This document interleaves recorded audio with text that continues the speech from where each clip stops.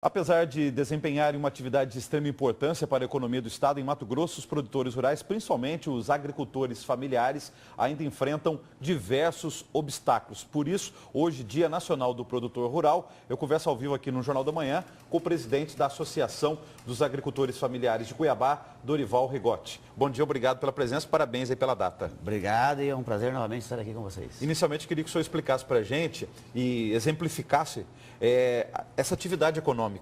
Quando a gente fala em agricultura familiar, é só plantar ou tem mais do que isso? Não, ele abrange uma vasta área, né? Que vai desde a plantação, ali do cultivo, do dia a dia, na área do agricultor, da família, né? Que trabalha na área rural, mas também temos artesanatos, temos diversas outros setores que agregam valor na pequena propriedade rural, né?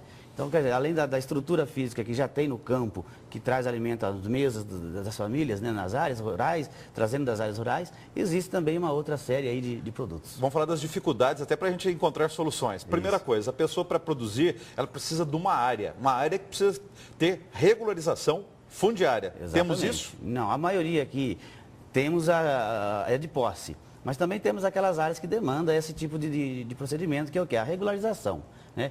Temos aí bastantes assentamentos que ainda não têm a posse, para que tenha dar entrada a financiamentos, para que ele possa gerar ali, né, fazer seu financiamento rural, que é o que estimula a produção. Né? Às vezes a pessoa não tem o poder aquisitivo suficiente para gerar renda na sua propriedade. E isso dificulta bastante. Por falar em financiamentos, além da exigência da posse da terra, o que os bancos exigem, quais são as linhas de financiamento disponíveis para a produção na agricultura familiar? Então, tem o FCO, que depende também de um cadastro no sindicato rural, né, dos trabalhadores rurais, que é a DAP, a certidão de aptidão rural. Isso daí é uma exigência, é o tipo assim, é o que comprova que o agricultor familiar, ele tem o direito, ele é da terra que produz. Então, quer dizer, as dificuldades começam pelo cadastro. Se você não tem um bom cadastro, você não requer um financiamento. Outra exigência, ou melhor dizendo, outra característica importante para a produção na agricultura familiar é a assistência técnica. Temos ou não temos? Nós temos as entidades que realmente deveriam fazer essa assistência técnica. Né? Aqui no caso do município de Cuiabá e do estado todo é a Empaer. Mas até mesmo pela dificuldade que a gente tem hoje de logística, de longevidade das áreas onde ser trabalhadas, ele não consegue atender a demanda. Então acaba realmente faltando com essa assistência técnica nas comunidades. Dependendo da atividade da agricultura familiar, a gente precisa de maquinários. Vou citar um exemplo aí, piscicultura. Para fazer o tanque é preciso máquinas pesadas. Temos esse maquinário disponível ou não? Não temos. A gente tem que procurar no mercado. Além das máquinas, tem que ter também as licenças ambientais, que também é uma dificuldade para o pequeno agricultor familiar. Né? Quer dizer, ele não tem renda para gerar na propriedade, vai querer montar uma estrutura dessa, tendo que contratar horas de máquinas trabalhadas, que no mercado é caro. Quer dizer, sem estrutura física, sem estrutura financeira, se torna cada vez até mais inviável, né, de fazer. Outro desafio da agricultura familiar, produzir sozinho ou em sistema de cooperativa? Então, o caminho para o pequeno agricultor familiar seria o sistema de cooperativa, de união, através de uma associação que todas as comunidades têm, né? Para quê? Para que gerar ali o fomento, que cada pequena propriedade, ele agrega ali 5 mil quilos, 10 mil quilos de pescado, vamos supor, na área do peixe. E com a união de todos, isso aí poderia dobrar. E aí sim, os grandes frigoríficos poderiam estar comprando e gerar ali uma forma de renda concentrada. Mesmo com todas essas dificuldades que a gente citou, vamos imaginar que esse agricultor familiar consiga produzir. Como que fica o escoamento desta produção? Não, esse daí é outro gargalho. Porque veja bem, se a estrutura no campo é fraca, você já não tem, e você ainda não consegue, uma pessoa sozinha que produz seu peixe, ele não consegue colocar no mercado toda aquela produção. Ele vai começar a vender ali de um em um, alguém que vai buscar, ou ele traz nas feiras dos bairros, mas não é o foco, porque isso daí acaba gerando mais despesa. Se ele pega um pouquinho e vai vender a despesa para ele fazer esse transporte, para ele fazer, não é adequado. Então o correto seria você ter ali uma cooperativa, uma associação, onde ele pega todas essas mercadorias, todos esses produtos, concentra e leva para o mercado. E para fazer esse escoamento da produção, ou até melhor, antes da produção levar sementes ou levar ração, por exemplo, é necessário infraestrutura, estradas. Temos estradas? Não, é difícil até falar nisso, porque o que acontece? A gente, quando fala em produção, é toda uma cadeia, não é só o produto em si que chega ali e você já vê ele. Ele tem que começar desde a pesquisa de campo, onde você tem que produzir para uma gama de mercado. Se todo mundo produz a mesma coisa ao mesmo tempo, o que vai acontecer? O mercado vai estar saturado daquele produto, o preço cai lá embaixo e o agricultor familiar acaba não tendo aquela renda. E isso daí frustra muitos dos produtores que deixam de produzir esse tipo de produto porque desanima e não tem comércio. Então o ideal é começar desde o início ali a pesquisa de campo, a estrutura, a logística, transporte, estradas, pontes e aí vai. Também licenciamento ambiental, né? E é o principal, porque você não consegue fazer nada hoje, vender nenhum produto se você não tiver a legalidade. Há também a certificação do produto por parte da vigilância sanitária. É acompanhamento, porque se você não tem um produto onde tem um selo de qualidade, você vai começar a vender um subproduto, vamos dizer assim, que tira o foco da qualidade. E aí, quando você vai expor o produto, a primeira coisa que vem aí é da onde? Qual a empresa que certifica? Ela é um produto de qualidade ou não?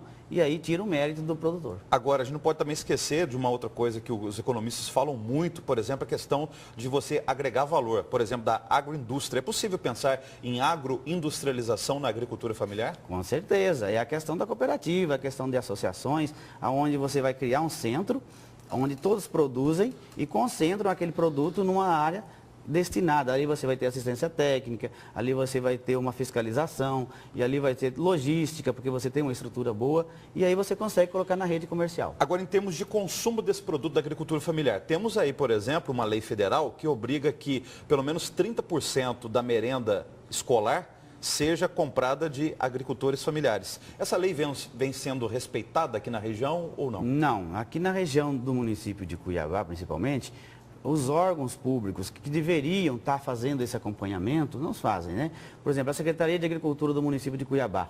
A gente, o ano passado, fez uma demanda tão grande, né? Participamos junto com umas outras entidades, para que fosse criado, e foi criado em março do ano passado, e agora no final do ano mesmo, acabou se finalizando e não tendo mais a Secretaria de Agricultura. Voltou a ser uma diretoria. E com isso atrapalha, porque as verbas que vêm destinadas para fazer esse trabalho, para dar o apoio, para dar o incentivo, acaba ficando por terra. Então o que acontece? A gente precisaria ter mais apoio dessas entidades, com orientações, com logísticas, até mesmo com cadastramento das nossas entidades ali, que são associações, para que viesse a fornecer diretamente do campo para as instituições que a prefeitura, no caso, abastece. Você citou a prefeitura, mas dos poderes públicos, dos entes federados, quem seriam os mais responsáveis pela agricultura familiar? Governo federal, governo do estado ou as prefeituras? Então, eu diria que é assim, é governo federal, estadual e municipal, porque cada um tem a sua representatividade. Então, através do governo federal, ele institui o estado inteiro e através do municipal é a localidade. Então, por exemplo, se você tem uma escola ou uma creche na área rural, que fica ao lado de uma plantação, que pode estar servindo uma horta, que já pode estar trazendo um alimento fresco dali para as crianças, não acontece.